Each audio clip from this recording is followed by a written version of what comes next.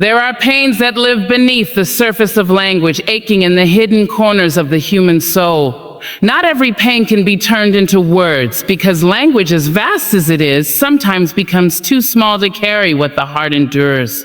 The alphabet trembles beneath the weight of grief, of heartbreak, of memories that burn too deep to be spoken aloud. There are moments when silence says more than speech ever could, when the pause between breaths holds the entire story of survival. Education, my friends, is not confined to the pages of a book or the walls of a classroom. Education is the art of understanding, of seeing what cannot be said, of hearing what is never voiced. The greatest teachers are often those who teach us without speaking, who remind us that pain itself is a lesson in human capacity. It teaches us empathy, humility, and resilience. When you meet someone who carries quiet pain, understand that you are standing in the presence of sacred learning, a truth shaped by endurance. We often rush to explain, to define, to confess. But there are certain sorrows that do not want to be dissected by language. They live in the body and the eyes and the trembling hands that try to hold composure. And so we must learn to read beyond words, to see in silence the whole history of a heart trying to heal. That is the education of compassion. When you sit beside someone who cannot find the words for their pain, don't demand their vocabulary. Offer your presence instead. Let your silence be a gentle shelter. In the quiet, lessons unfold that the soul's healing cannot always be hurried or narrated, that not every truth can be told aloud. We must learn to honor the sacredness of what remains unspoken, for it is there that the real understanding of humanity begins. Some pains are not meant to be turned into poetry or stories. Some are meant to be carried with grace, to remind us that survival itself is a form of wisdom. The human spirit learns in silence what no classroom can teach, that the absence of words does not mean the absence of meaning. Would you like me to continue this speech with a powerful Maya Angelou style ending next? About 150, 200 words? There are pains that sit so deep within us that even the most beautiful words fail to hold them. Not every pain can be turned into words, because words have limits and the heart does not.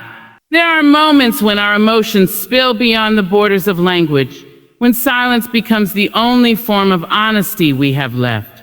We live in a world that tells us to express, to explain, to make sense of everything. But there are feelings that defy explanation, griefs that can only be carried, not spoken. In those quiet places of suffering, we learn something far more profound than language could ever teach us. We learn the depth of human endurance. We learn the meaning of grace. Pain is a teacher. It educates not through lectures, but through experience, through stillness, through the slow rebuilding of a soul that has been shaken. We are taught that communication heals, that expression frees. And while that may be true for some wounds, there are others that demand silence, reflection, and patience. These are the wounds that live in the marrow of our being. They shape us quietly, whispering lessons about resilience, empathy, and compassion. When we allow ourselves to simply sit with our pain instead of rushing to translate it, we begin to understand its language. It speaks not in words, but in sensations, in tears, in long nights of thought, and in mornings when we rise despite everything.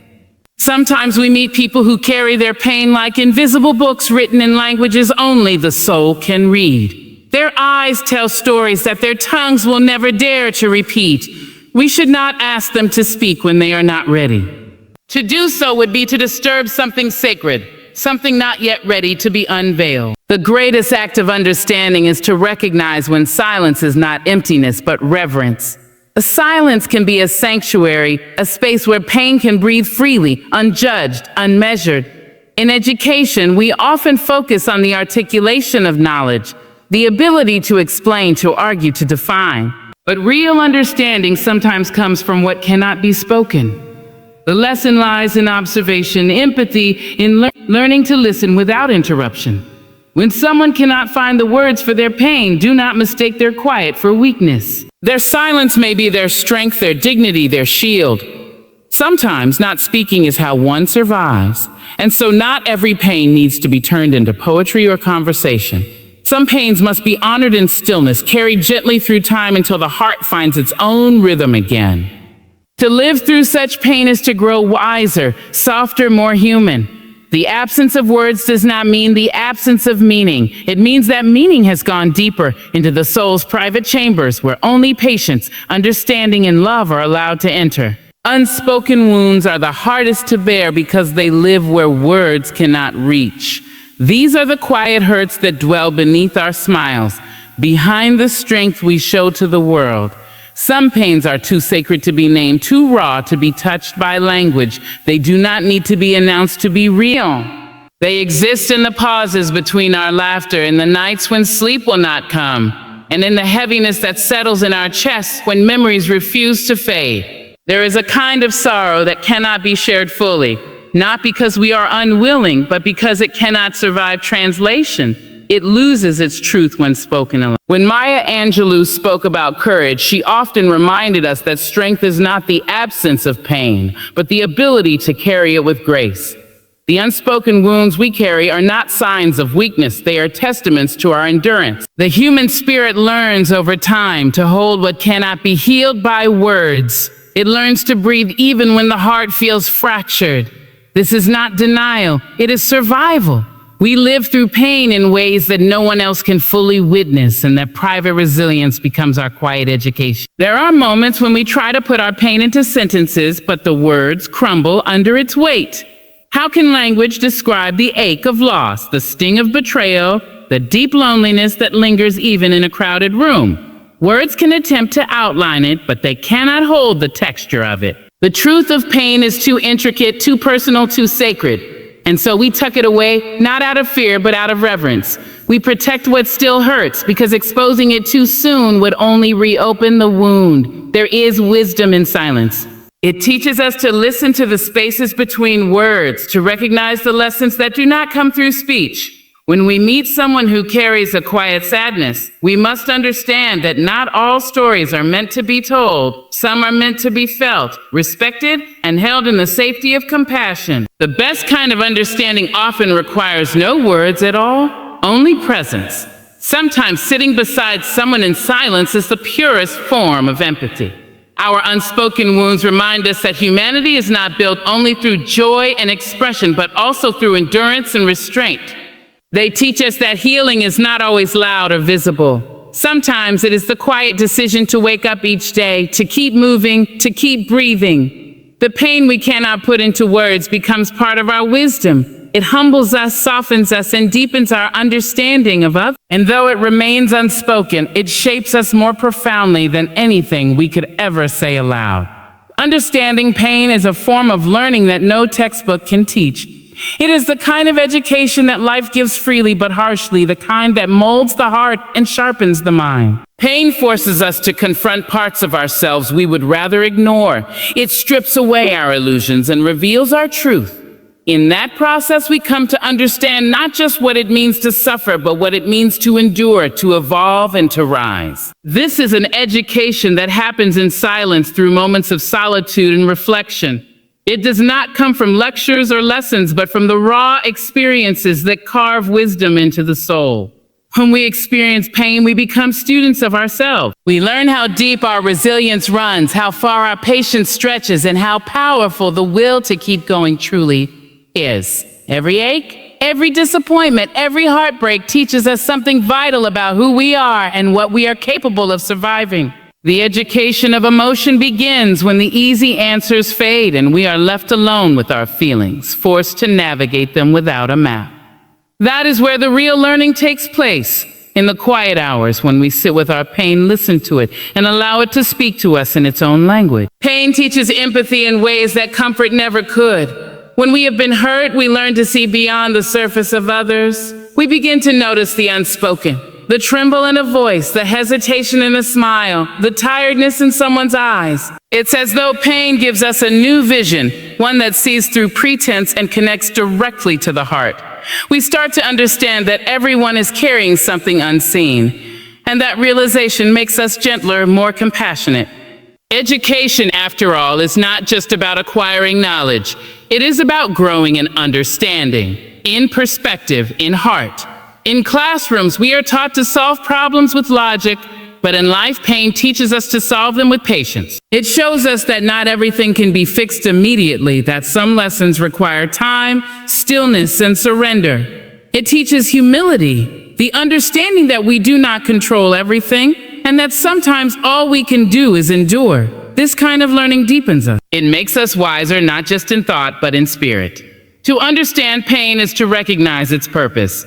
It refines us, awakens us, and sometimes redirects us. It removes what is false and reminds us of what truly matters. The education of emotion is life. There will always be new chapters written through experience, through heartbreak, through healing. But if we are willing to learn from it, pain becomes not a burden, but a guide. One that teaches us the delicate art of being human in a world that so often forgets how to feel. Empathy is a form of intelligence that cannot be taught through lessons or memorized from books. It is born from the quiet understanding of pain, your own and that of others. When you have walked through sorrow, you begin to recognize it in the way others move, speak, or even fall silent. To feel deeply is to learn a new language, one without words, one written in gestures, glances, and the rhythm of breathing. Empathy is not simply knowing someone is hurting. It is feeling the echo of their ache within yourself. That understanding does not come from intellect, but from the education of the heart. When we meet someone who suffers quietly, our first instinct may be to ask, to fix, to explain. But true empathy does not rush to fill the silence. It knows that some pain cannot be solved, only shared. To recognize another's quiet suffering is a higher kind of wisdom, one that respects the depth of what is unspoken. We often believe that emotional intelligence means being able to express feelings clearly, but there is another side to it, being able to sense feelings that are not expressed at all. It is a delicate skill, one that develops through patience, observation. In a world that glorifies expression, empathy asks us to listen. To listen not just with our ears, but with our hearts. It teaches us to be still enough to notice what someone cannot say. Sometimes a simple presence can do what no speech ever could. When we sit beside someone in pain without demanding an explanation, we give them the freedom to exist as they are. That is empathy in its truest form, a silent agreement that says, I see you. I may not understand it all, but I am here with you. Empathy turns knowledge into humanity. You can learn about psychology, emotions, and communication. But unless you allow yourself to truly feel, your understanding will always remain shallow.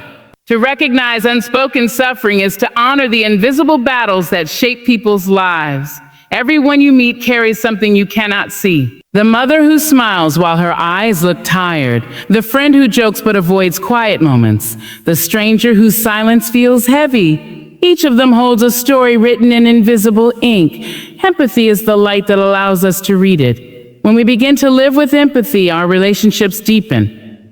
We stop judging and start understanding. We stop asking, what's wrong with you? And instead ask, what happened to you? That shift changes everything. It creates a world where compassion replaces criticism and kindness becomes a form of wisdom. Recognizing another's quiet suffering teaches us that love is not always spoken, that healing does not always need words.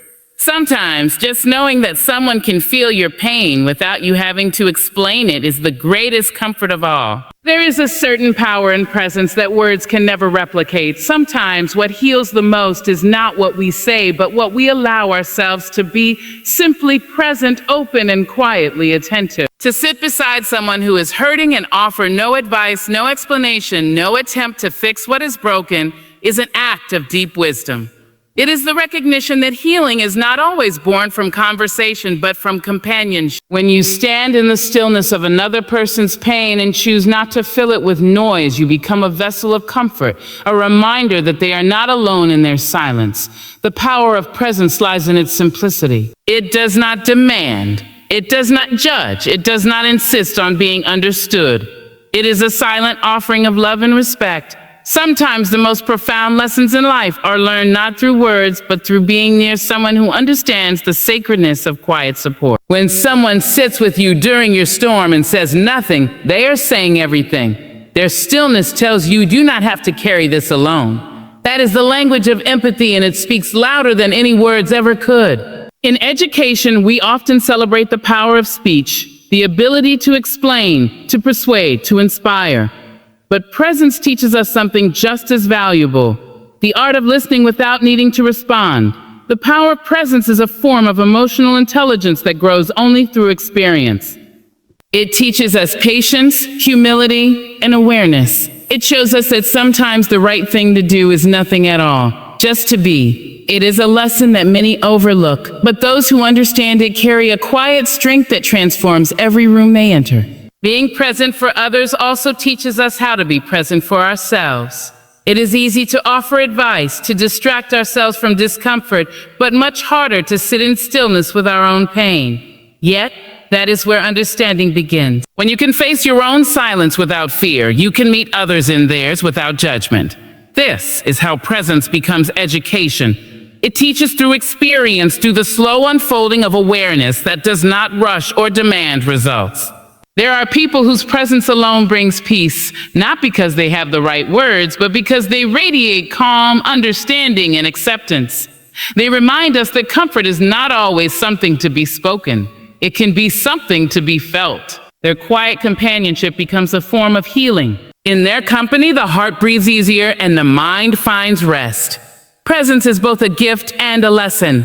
It shows us that being there, truly being there, can be more powerful than any attempt to explain, to fix, or to fill the silence.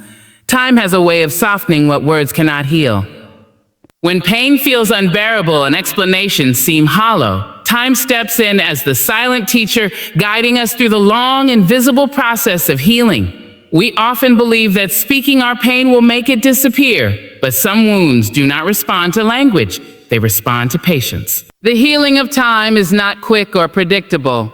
It moves in its own rhythm, asking us to surrender our need for control and to trust that even the deepest ache can transform if we give it space to breathe. Understanding this is a lesson that only experience can teach. There are moments when you look back at a pain that once consumed you and realize it has changed shape. It may not be gone, but it no longer hurts the same way. Time does not erase pain. It teaches you how to live with it differently.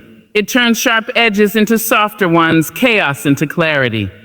In the early stages of suffering, it is easy to believe that the feeling will last forever.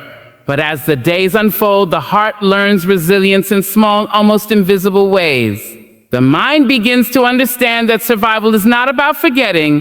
It is about growing around what once hurt. Reflection is another form of healing. When we allow time to pass, we gain distance, and with that distance comes perspective. We begin to see not only what we lost, but also what we learned. Pain teaches empathy, and reflection reveals its wisdom. What once felt like punishment begins to look like preparation. We discover strength in ourselves that we didn't know existed. Every scar becomes a line of education, a reminder that we have adapted and that we have grown wiser through it all. Compassion, too, is born from the healing of time. When you have endured your own darkness, you begin to recognize the shadows in others. You stop rushing people through their grief because you understand how sacred and personal that journey is. Time has taught you that healing cannot be forced or scheduled. You learn to honor the slow, patient work of the soul. Understanding this makes you gentler with others and with yourself. The healing that comes from time is not just about mending what was broken.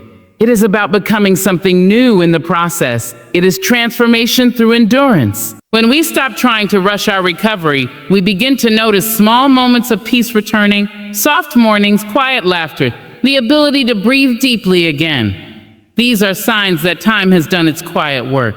And though the memory of pain remains, it no longer defines us. The heart, once heavy, finds its rhythm again. Time and understanding together become the greatest healers, teaching us that even the most painful chapters eventually lead to wisdom, strength, and grace. There is great wisdom in knowing when to protect your emotional boundaries. It is not coldness or pride that keeps us from exposing every wound. It is self-respect. It is wisdom born from understanding that not every part of us is meant to be shared. Some experiences are too sacred, too personal, to be opened before those who might not understand their depth. There is strength in choosing silence and keeping certain emotions guarded within the chambers of your heart. Protecting your peace is not selfish. It is necessary for survival, for healing, and for growth. People often believe that openness means strength, that the more we express, the more courageous we are. But wisdom reminds us that expression without discernment can lead to more harm than healing. Emotional boundaries exist not to distance us from others, but to preserve our inner balance. They allow us to decide what deserves to be spoken and what deserves to remain private. The heart is not a public library. It is a sacred space, and not everyone is meant to read every chapter of it. To protect certain feelings from the noise of misunderstanding is to honor the delicate process of your own becoming. In the journey of emotional maturity, you learn that not everyone has earned the right to your vulnerability. Some will listen only to respond, not to understand. Others will use your honesty as a weapon rather than a bridge. And so wisdom teaches you to be selective, not in love, but in exposure. It teaches you that your pain does not need an audience, that your story can still be valid even if it remains untold. This is not about isolation. It is about discernment. It is about knowing that your emotions are not a performance, but a private education that deepens with time. There is also healing in privacy. When we protect our emotional spaces, we give ourselves the time and silence to process what has happened before allowing others to witness it.